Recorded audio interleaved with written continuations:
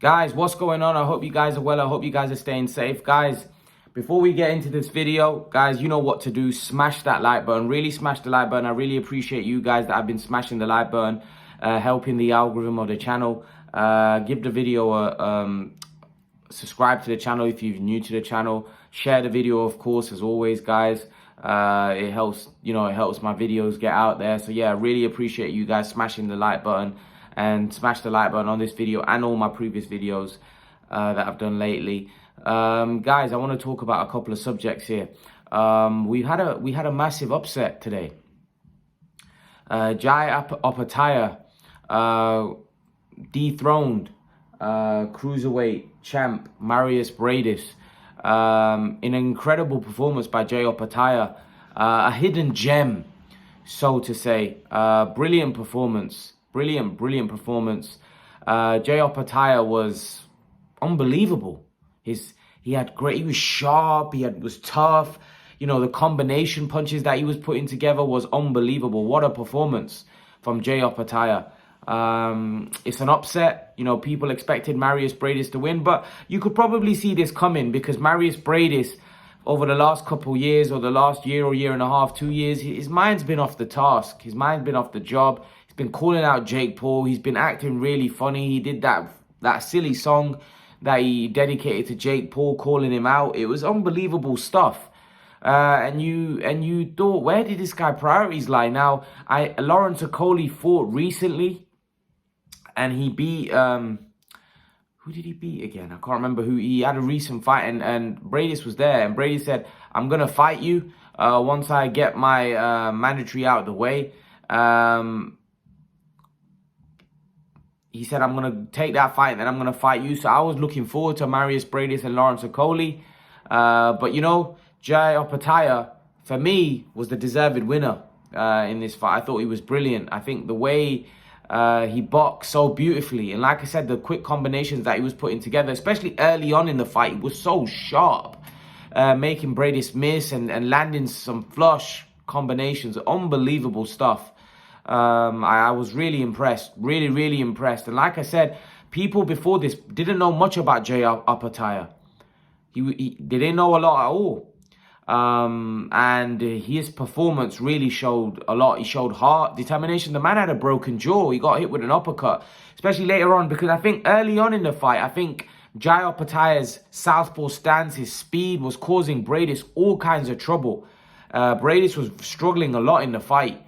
As the fight wore on, though, Breidis started landing a lot of right hands, flush right hands on the chin. And like I said, Opetaia had a very good chin. And to be honest, Breidis showed a good chin as well. They're both really big guys, and they can really crack. These guys at the heavier weight classes can really punch. And Opetaia was landing some flush shots. So was Breidis towards the end of the fight. It looked like towards the end of the fight that, Opetaia was holding on. Breidis obviously broke his jaw with a massive uppercut. And Breidis was looking for that uppercut more and more, as I think he was aware that he had done some damage to Opetaia. But Opetaia was tough, and he wasn't going to be denied. He wasn't going to be denied tonight. It was a great performance, and like I said, a star is born. A star is born. Unbelievable stuff. We're having more and more fighters come out from Australia. It was a great performance, and was really impressed. The way he boxed, the way he, especially early on in the fight, how sharp he was. Of course, Breidis came on strong later on in the fight. Like I said, landing flush right hands and uppercuts. But yeah, what next now? I would prefer to see Jai Opetaia v Lawrence Okoli. I think that's a very good fight. Jai Opetaia is a very big dude. He's very strong. He's well built, and he's a very good boxer. I actually think he could outbox Lawrence Okoli. It's just that Lawrence Okoli is so big, so strong, and he's so awkward to fight. I don't know how whether Opetaia would be strong enough to be able to do that for 12 rounds. Because let's be honest, Breidis did get to him. And Lawrence Okoli's younger, he's fresh, and he can really punch. If Lawrence Okoli hits you with that right hand, you're probably going to sleep. So that's a different proposition, especially, like I said, I don't know how I don't know whether Breidis took Opetaia lightly. I do think stylistically Opetaia looked a bit of a problem for Breidis.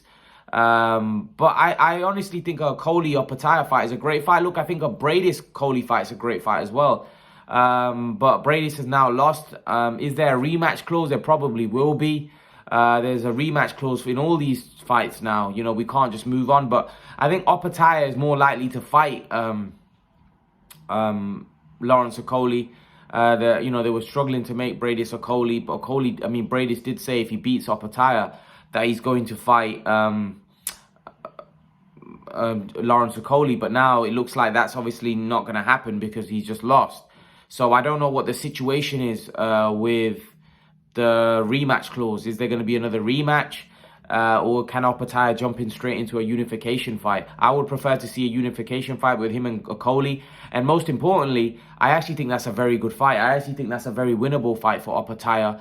I think Okolie would be the favourite, and rightfully so. I think Coley's very long, he can punch, he's strong. He's very big at the weight, so you'd have to favour Okolie, and he can really crack and really punch. Opetaia seems more of a volume puncher to me. A guy that pushes punches, but he's very sharp, and he's a southpaw. You know, I think that early on in the fight, you know, Breidis was struggling with the southpaw stance of Opetaia. You know, struggling a lot. And like I said, Opetaia was really sharp, was landing punches in bunches. He was really, really sharp. I was really impressed by that performance. That was a coming-of-age kind of performance. And no one really expected it. I think people were expecting Breidis to win this fight. And Opetaia really shocked a lot of people here. And that's the thing with boxing, and the beauty of boxing is that, you know, we get opportunities to see the underdog and guys that like Opetaia come out from nowhere and shock the world and stun the boxing world. Not the world, because I don't think the world was watching this fight, but I mean the boxing fans, the boxing world was stunned because you know, Opetaia was an underdog, and he actually came of age. He definitely raised his game, and he put in an incredible performance. And now he's a champion in the cruiserweight division, where there's some big fights there. You know, who knows? Maybe you could get a Makabu fight. You know, I would definitely favor him against Makabu. And even the Okolie fight, I think against Lawrence Okolie, you know, Opetaia can have a lot of success. You know, he's a very neat and tidy boxer. He's got great footwork. He's in a southpaw as well. He's a good fighter. Lawrence Okolie is just so big, and he kind of neutralizes these guys. So let's see if he can. Let's see if Opetaia can cause Okolie trouble. I think he will. I still would fancy Okolie to win the fight just because of the size and strength and the power of Okolie. But by no means is that an easy fight. By no means.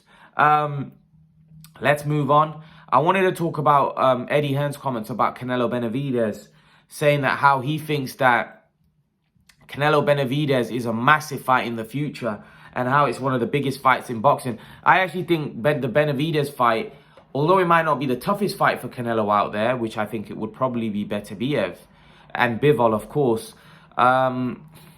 I think Benavidez is a massive fight. I think it's the biggest fight Canelo could probably have right now, just because of the heritage of both, the background of both.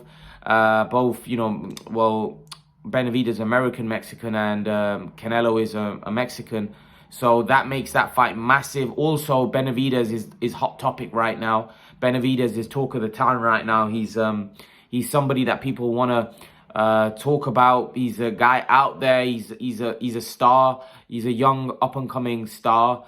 Everyone's talking about Benavidez. They think his style will cause Canelo all sorts of trouble. His height, his range, his speed, his hand speed, you know, who a lot of people are impressed by. I've been pretty critical of Benavidez, saying that I think Benavidez is very fundamentally flawed. His footwork isn't the greatest. His defense is very open. But it is a fight that I would like to see. It is a fight that I would like to see. I think it's a massive fight, Canelo Benavidez. I do. I think it's a huge, huge fight. I honestly think Canelo Benavidez is probably the biggest fight out there. I would love to see Canelo take that fight eventually. I don't think that's the toughest fight out there for Canelo. Even stylistically, I'm not sure. Look, Benavidez might, like I said, raise his game against Canelo. But what I've seen so far, I'm not sure he can beat Canelo Alvarez. But again, that would be a mouth-watering clash. I think the hype behind that, I think the styles would clash. Benavidez likes guys to come to him. Canelo likes guys to come to him. Well, Canelo likes guys to come to him, and Benavidez walks straight to you. So Canelo's not going to have to go looking for Benavidez. And I think we're going to get a war in that fight. So I think that fight is a very, very, very exciting watch. And I think Eddie Hearn is right. I think a lot of people would be very excited to see Canelo Benavidez, without question. It would be one of those fights where I think the boxing world would stop. And it probably has the capacity to do well over 1 million pay-per-view buys if promoted well. I think Canelo Benavidez is a monster fight. And stylistically a very watchable one as well. In the meantime, I don't know what's going off with Benavidez. Who's he going to fight next? He just dismantled David Lemieux, looked very impressive, battered him, which was probably expected. David Lemieux is not really a super middleweight, and he had seen better days as well. So you were kind of expecting, David Benavidez to get David Lemieux out of there. I think the fact that he was so impressive in doing so rose his stock, definitely. But we now need to see Benavidez step up. If it's not going to be Canelo anytime soon, we need to see him step up and see how he does against the elite in the division. So a David Morrell won't be a bad fight. A Caleb Plant fight won't be bad. A Jamal Charlo fight won't be bad. A Demetrius Andrade fight would definitely be something that, I would be very, very keen on. But yeah, we need David Benavidez to step up to that next level, because whatever people think of David Benavidez, whether you rate him very highly, whether you don't rate him very highly, we need to see the man step up, and we need to see him fight someone like a Caleb Plant, a Jamal Charlo, because, he's been fighting lower tier opposition, really. His resume is not the greatest. So we need to see how he does against some of the best guys in the division. I do think Benavidez is dangerous. I think he would be dangerous against anyone he gets in the ring with. But in order for Benavidez now to go to that next level, he needs to really start fighting the top names and the best guys in the division, because he hasn't done that thus far. He's been fighting guys that, we expect him to beat. Guys that were either once a good fighter or guys that we've not heard of, So he now needs to take that next jump and fight somebody that's more current, that's in his prime, that we know that's elite in the division, like a Caleb Plant. Caleb Plant's a very, very good fighter. Stylistically, I think Caleb Plant can cause him a lot of trouble. I think Demetrius Andrade can cause David Benavidez all sorts of trouble as well. And I think David Benavidez needs to prove himself against that type of opposition now. I think we've seen enough of David Lemieux type opponents. We need to see him now step up, because he hasn't really stepped up to the plate in terms of, he wants to fight everybody. Benavidez, one thing I will say about David Benavidez is Benavidez wants to fight everybody. I'm not going to sit here and say I think David Benavidez is avoiding anyone. David Benavidez is probably the one that's maybe being slightly avoided by some fighters. But I think we need to see him take that next leap and take that next jump. And whether it's a David Morrell, whether it's a Caleb Plant, these guys need to fight each other. Caleb Plant's a funny one, because Caleb Plant, since the Canelo fight, has kind of gone missing. I think Caleb Plant is fighting Anthony Durrell, if I'm not mistaken. But again, that's a nothing type of fight, really. Fair enough, he can have a comeback fight after the Canelo fight. And it's funny because Canelo fought Caleb Plant and he's fought Bivol. And now he's already got Golovkin scheduled. Caleb Plant's been sitting on the shelf. I think Caleb Plant, is his fight scheduled against Durrell? What's going on with that fight? But yeah, I want to see Caleb Plant back in action as well. And the Jamal Charlo fight with Benavidez is a great fight.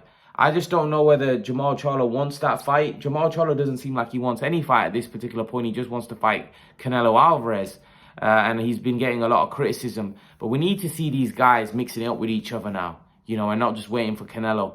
And I think Benavidez and Demetrius Andrade have probably gone past that stage of looking past Canelo in that sense, that that's not just the only fight they want. They want to fight everybody. Demetrius Andrade was chasing Munguia, he was chasing Charlo, and unfortunately it wasn't his fault. Same with Andrade. I think Andrade is looking to fight Charlo. Benavidez is looking to fight Charlo. He's looking to fight Plant. He's looking to fight Morrell. He's looking to fight everybody. So I like that about Benavidez.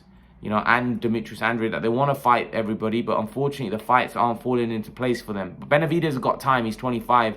Andrade is 35, so he hasn't got time on his side. So yeah, Benavidez' time will come. I think Benavidez is also a big draw, and he'll become a big name. So I think he won't be avoided for long, whereas Andrade is kind of like his whole career's been like that, you know. So yeah, I think David Benavidez will eventually get his shot, especially against Canelo, because I think the fight will be so big that it will be hard to be ignored. So that's just my take on it. Leave your thoughts. Let me know what you think in the comment section below. And I'll see you guys in the next video. Peace.